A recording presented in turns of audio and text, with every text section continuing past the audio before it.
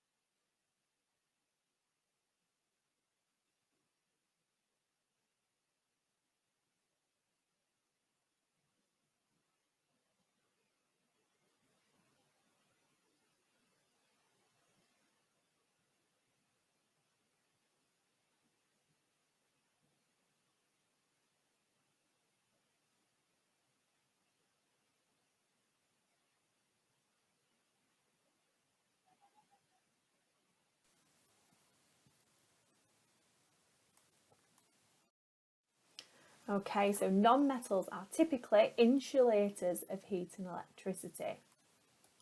They have relatively low boiling and melting points. They are dull and they are brittle when they are solid. They also typically exist in molecules, and quite a majority of those molecules are diatomic. So you will have heard of oxygen gas being O2. Well, nitrogen gas is N2 and fluorine gas is F2. The only ones that don't exist in molecules are group 0, and we'll talk about those in one of our upcoming lessons. Now, as you learned earlier on in school, elements join together and form compounds. Now, they do this because all atoms want to have is a full outer shell, and when they react, they will either lose, gain, or share electrons to make them have a full outer shell, and that is how bonds are formed. Now, different types of bonds are formed depending on the types of atoms involved, and you will look at that in a later topic. But now we're just going to look at what this means for our metals and non-metals. Now, an ion, which we mentioned earlier, is an atom or group of atoms that has an electrical charge, and that is either positive charge or a negative charge. Now, that depends on whether the ion is a metal or a non-metal.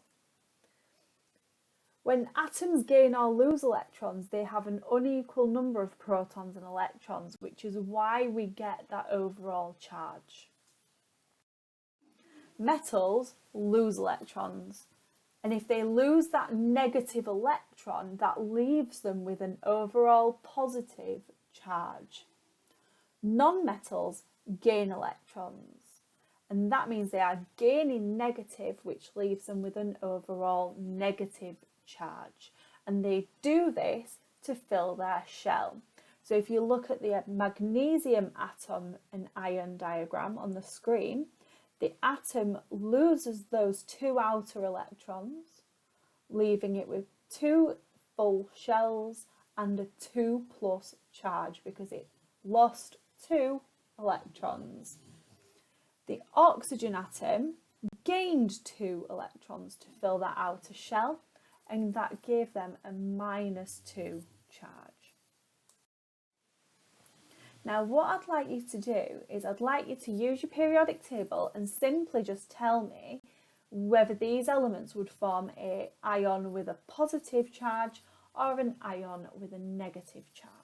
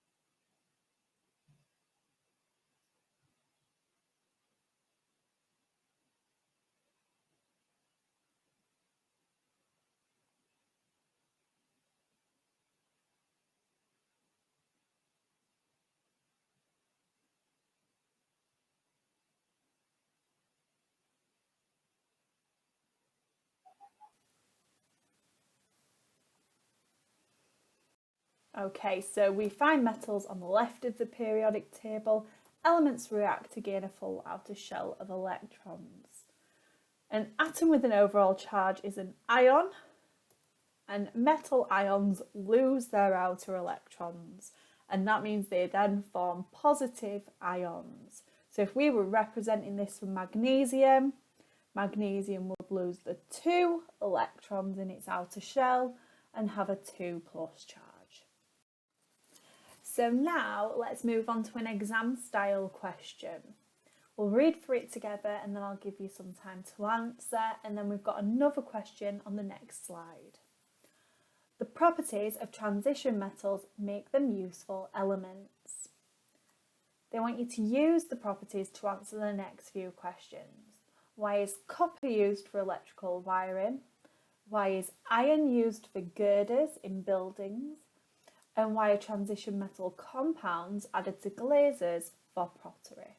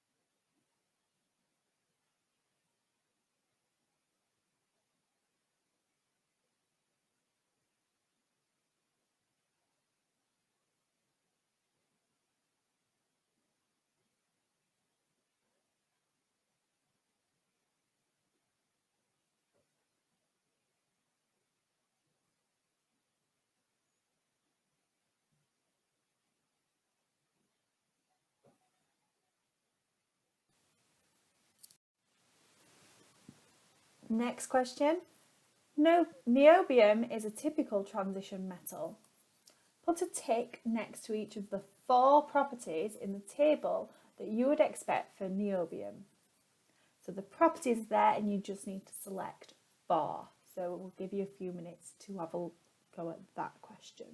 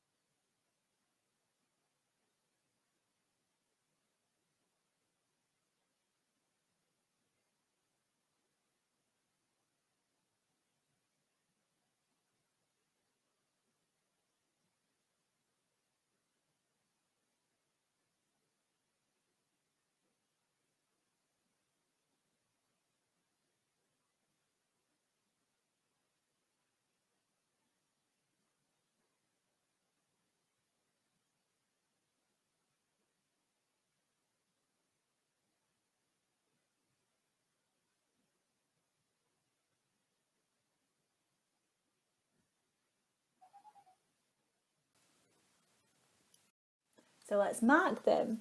Copper is a good conductor of electricity. You shouldn't be referring to heat though, because that would have nothing to do with an electrical wire. Iron is strong, and the compounds, they provide the colour to the glaze. So any reference to colour was appropriate there. The 4 properties of the transition metal were that it would conduct heat, form coloured compounds, have a high melting point and be strong. So that's it for this lesson, and I will see you all in the next one.